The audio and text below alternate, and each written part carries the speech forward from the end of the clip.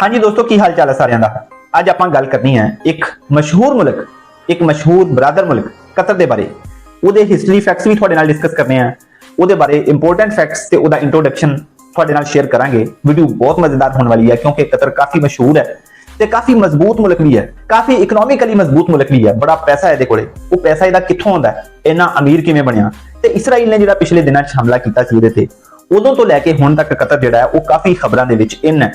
खास तौर पर अमरीका का इत्तेहादी होने की वजह तो अमरीका का यह कहा जाए अगर कि सब तो बड़ा इत्तेहादी कतर है तो यह गलत नहीं होगा, क्योंकि अमरीका की सब तो बड़ी बेस है ना जी वो अरब मुल्कों के विचों कतर च ही है, जिन्हों के अल अदीद एयरबेस कहा जाता है।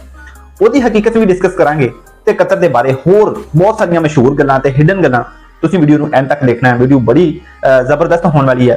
पहले आपां इहदा इंट्रोडक्शन कर लईए। यह तुहानूं सामने जिहड़ा नज़र आ रहा है कतर दा नक्शा है, उहदा मैप है जिहड़ा कि हर पासों पानी नाल घिरिया होया है। और यह पानी है जिहड़ा यह समुंदर है जिहड़ा यह पर्शियन गल्फ है, इहनूं अरेबियन गल्फ भी कहंदे आ। ते इहदे हमसाया ममालिक दे विच ईरान भी है, यूएई ते बहरीन भी है, ते दूजे पासे सऊदी अरब भी है जिहड़ा कि इहदा सब तो वड्डा हमसाया मुल्क है। ते ईरान भी वैसे ते काफी वड्डा है, लेकिन सब तो वड्डा ते तगड़ा जिहड़ा है वो सऊदी अरब भी है। असरो रसूख दे लिहाज नाल दिफा भावें ईरान दा मजबूत है, लेकिन सऊदी अरब है जिहड़ा ये असरो रसूख दे लिहाज नाल काफी तगड़ा मुल्क है।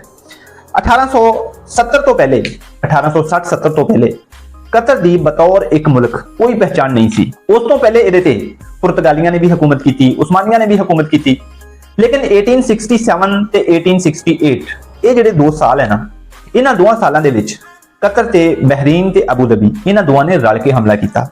इन्हां दोनां ने रल के कतर दा काफी सारा इलाका तबाह किया, तबाही फेरी, दोहा नूं तबाह करता। फिर इत्थों के जिहड़े अरब कबाइल सी, कतरी कबाइल सी जिहड़ी, उन्होंने भी अगों बड़ी मज़ाहमत की। उन्होंने भी तारे विखाए इन्हां नूं अबू धाबी नूं ते बहरीन नूं।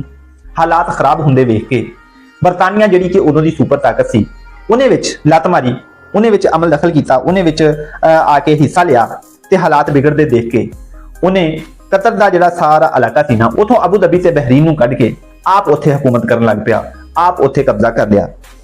ते यही वो दहाई सी, यानी कि 1870-80 की दहाई सी जिहड़ी, इसे दहाई दे विच कतर दी बतौर एक अलग मुल्क पहचान बनी। ते 18 दिसंबर ये तारीख याद रखने वाली है, 18 दिसंबर, क्योंकि इस तारीख नूं शेख जासम बिन मुहम्मद अल सानी है जिहड़े वो कतर दे हुक्मरान बने सी, जिहड़े कि कतर दे हीरो भी है। इस करके इस तारीख नूं कतरी लोग है जिहड़े वो अपना नैशनल डे मनाउंदे हैं 18 दिसंबर, जिवें कि पाकिस्तान दे विच 14 अगस्त को मनाया जाता है, इंडिया के 15 अगस्त को नैशनल डे मनाया जाता है, ते कतर दे विच 18 दिसंबर को मनाया जाता है, क्योंकि इस तारीख नूं शेख जासम बिन मुहम्मद अल सानी है जिहड़े वो कतर दे हुक्मरान बने सी। ते उही कतर नूं फिर आज़ादी वाल लैके गए, उही कतर नूं एक मजबूत मुल्क वाल लैके गए। वैसे तो 1971 तक कतर है जिहड़ा वो बरतानिया दे एक हिसाब दा कब्जे च ही रहा, क्योंकि बरतानिया उसकी हिफाजत करता रहा। ते जिहड़ा मुल्क उसकी हिफाजत करता हुंदा है, ज़ाहिर है उत्थे उहदियां मनमानियां भी बहुत सारियां चलदियां हैं। 1971 तो बाद कतर ने फिर बरतानिया तो मुकम्मल आज़ादी हासिल की, आपदा खुद मुख्तार मुल्क बन गया, सारे फैसले आपदे आप करन लग गया। कतर का नक्शा तुसीं अगर गौर नाल देखो तो एक बहुत छोटा जिहा मुल्क है। इहदा रकबा जिहड़ा वो 11,571 मुरब्बा किलोमीटर है, जिहड़ा कि पाकिस्तान के सब तो वड्डे जिले के अध तो भी घट है। पाकिस्तान का सब तो वड्डा जिला है ना जिहड़ा वो चागी है, जिहदा कि एरिया जिहड़ा है वो 44,734 या 738 इत्थे जे है, यानी कि उहदे अध तो भी घट बनता है कतर। ते इहदी आबादी है जिहड़ी वो 28 तो 30 लाख है, जिहदे विच अक्सरीयत गैर मुल्कियां दी है, वर्करां दी है, जिहड़े लोग उत्थे जाके बाहरले मुल्कां तो, पाकिस्तान तो, इंडिया तो उत्थे जाके काम करते हैं। एक अमीर तरीन मुल्क है कतर है जिहड़ा वो दुनिया के अमीर तरीन मुल्कां दे विच शुमार हुंदा है।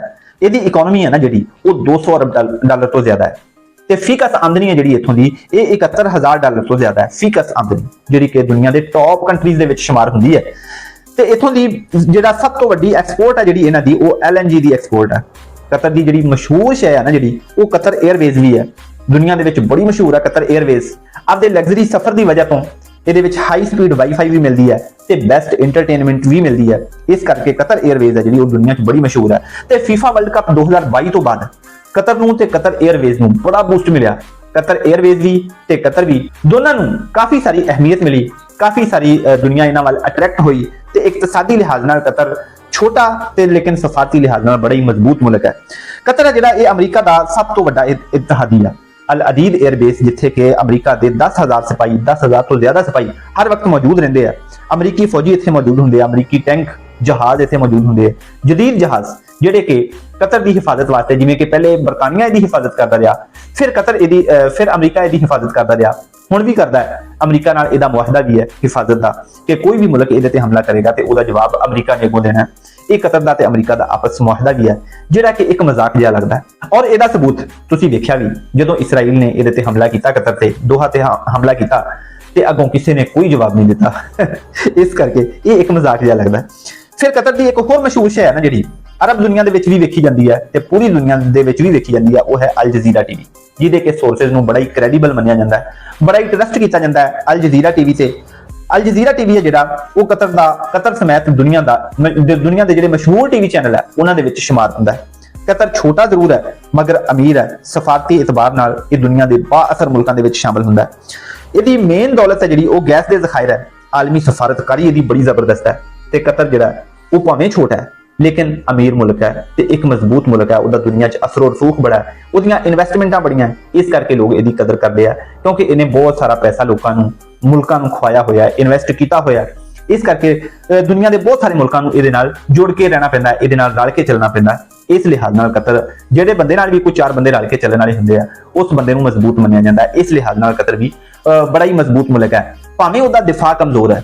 ਦਿਫਾਈ ਲਿਹਾਜ਼ ਨਾਲ ਪਾਕਿਸਤਾਨ ਜਾਂ ਇੰਡੀਆ ਜਾਂ ਕੋਈ ਹੋਰ ਮਮਾਲਕ ਹੈ ਜਿਹੜੇ, ਉਹਨਾਂ ਦੇ ਇਹ ਪਾਸ ਵੀ ਨਹੀਂ ਹੈਗਾ, ਲੇਕਿਨ ਮੁਆਸ਼ੀ ਲਿਹਾਜ਼ ਨਾਲ, ਪੈਸੇ ਦੇ ਲਿਹਾਜ਼ ਨਾਲ ਇਹ ਬੜਾ ਹੀ ਮਜ਼ਬੂਤ ਮੁਲਕ ਹੈ। ਇਸ ਕਰਕੇ ਦੋਸਤੋ, ਕਤਰ ਹੈ ਜਿਹੜਾ, ਉਹ ਇੱਕ ਬੜਾ ਹੀ ਅਹਿਮ ਮੁਲਕ ਹੈ ਤੇ ਅਗਰ ਉਹਦਾ ਦਿਫਾ ਮਜ਼ਬੂਤ ਹੋ ਜਾਵੇ, ਉਹ ਖੁਦ ਮੁਖਤਾਰ ਹੋ ਜਾਵੇ ਦਿਫਾ ਦੇ ਮਾਮਲੇ 'ਚ, ਤੇ ਫਿਰ ਉਹ ਦੁਨੀਆ ਦੇ ਕਿਸੇ ਵੀ ਮੁਲਕ ਤੋਂ ਲਈ ਲਈਦਾ ਨਹੀਂ।